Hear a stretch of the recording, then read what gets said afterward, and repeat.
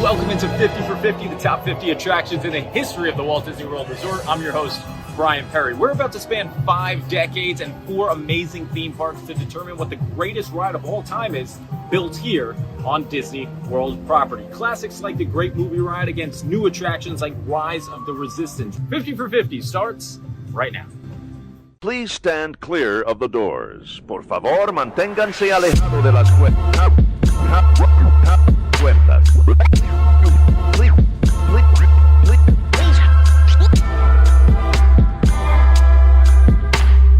Please stand clear of the doors. Por favor, manténganse alejados.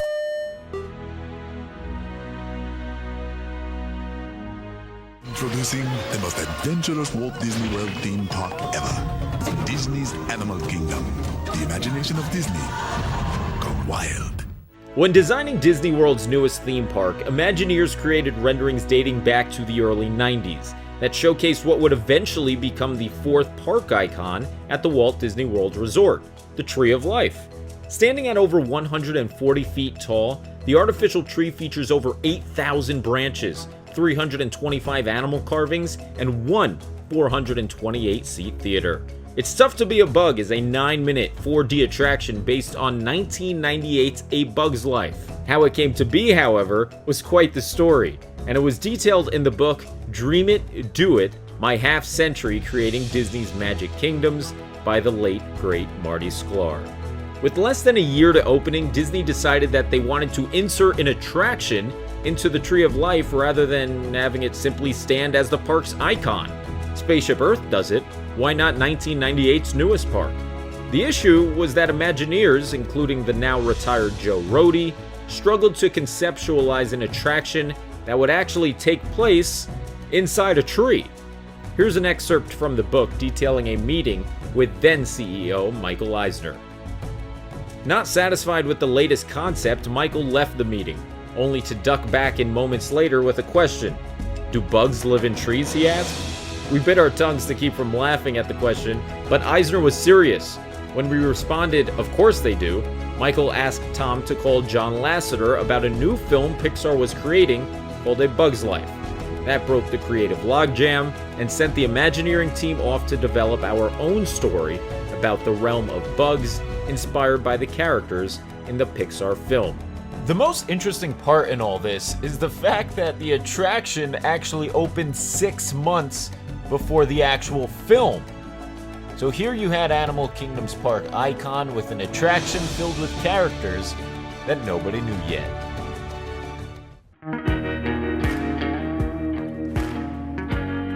Howdy folks, if you're just joining us, welcome aboard the Walt Disney World Railroad.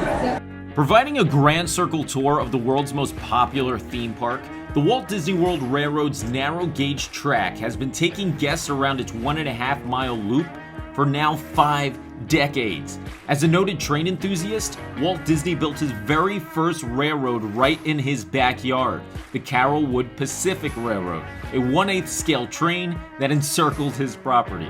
Pretty cool. Delighted with his miniature backyard railroad, Walt decided to share his love of trains with the entire world, tagging legendary Imagineer Roger Broggie with overseeing the creation of the Santa Fe and Disneyland Railroad. Disneyland opened in 1955 with a train station immediately greeting guests.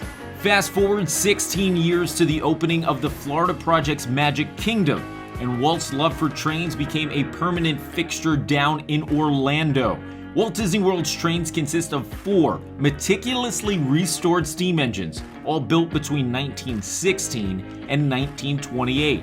That means the powerful engines that pull guests around the park are actually older than Mickey Mouse himself. If you want to learn more about the trains, Disney has offered the magic behind our Steam Trains tour, which gives guests exclusive backstage access to the Roundhouse outside of the park. If you're simply curious about Disney's railroad legacy, check out Carrollwood.com, the official website of the Carrollwood Society, which is run by Roger Broggie's family.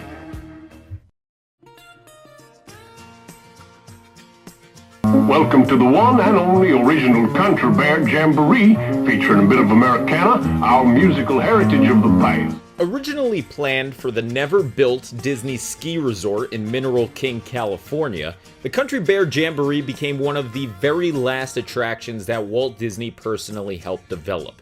After his unfortunate death, progress on the show, led by Imagineer Mark Davis, continued, but plans for Disney's ski resort, well, they fell through. So what do you do with this fun-loving attraction then? Well, Imagineers made the determination to move the Singing Bears to Florida, and the crew has been performing daily at the Magic Kingdom ever since. In fact, the attraction was so successful that it spawned duplicates out in California and Tokyo. Step inside Grizzly Hall for this 16-minute stage show that features 18 audio animatronics. The Country Bear Jamboree opened with Magic Kingdom Park on October 1st, 1971. The characters created for the show, mainly Liverlips McGrowl, Wendell, Shaker, and of course Big Al, can be seen roaming Frontierland at the Magic Kingdom and bringing a lot of excitement to guests. While Mr. Toad's Wild Ride kicked the curb in favor of Winnie the Pooh ironically singled the end of the Country Bear Jamboree over in Disneyland. But our number 48 attraction is still powering through down in Orlando.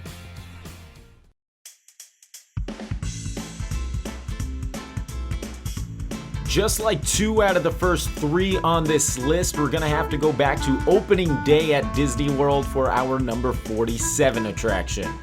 Running for just under 27 years, number 47 is no longer with us, but its legacy lives on in places found throughout the resort. Mr. Toad's Wild Ride was just that, a wild ride. A dark ride like no other. Guests traveled through the show building at relatively high speeds in comparison to other similar attractions, and were met with a fun, albeit bizarre, story. Unlike its Disneyland counterpart, Walt Disney World's version of the attraction featured 2 completely separate tracks that didn't even have identical scenes. Basically, you had 2 different ride experiences that ultimately culminated in the same strange ending. And what an ending it was. After vehicles turned onto a train track, they were shown a locomotive train headlight simulating an oncoming train. The train then hit the guests, causing them to go to hell and ultimately back to the station. If you haven't experienced anything like Mr. Toad's Wild Ride, the good news is you can head over to Disneyland where it's still operating today. Down in Orlando, the ride was replaced in 1998 with the Many Adventures of Winnie the Pooh, which continues to bounce along the track as we speak.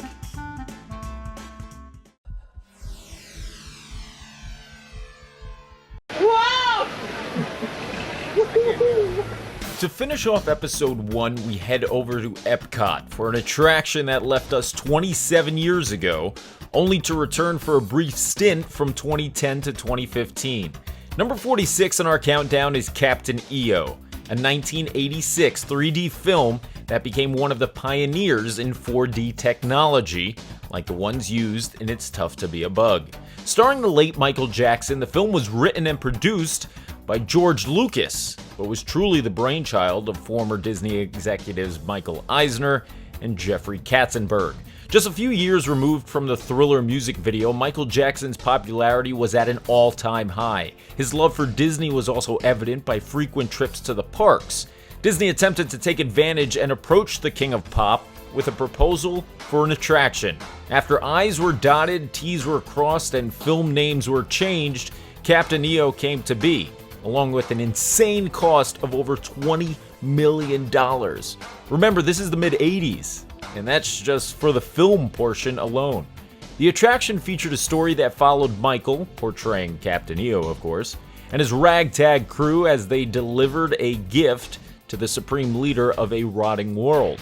Ultimately, through the power of song and many hip thrusts, Captain EO transformed the planet and its inhabitants into a paradise filled with dancers and light.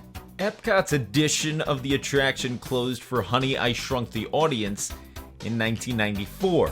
It returned following Jackson's unexpected passing in 2009, but once again was told to in 2015.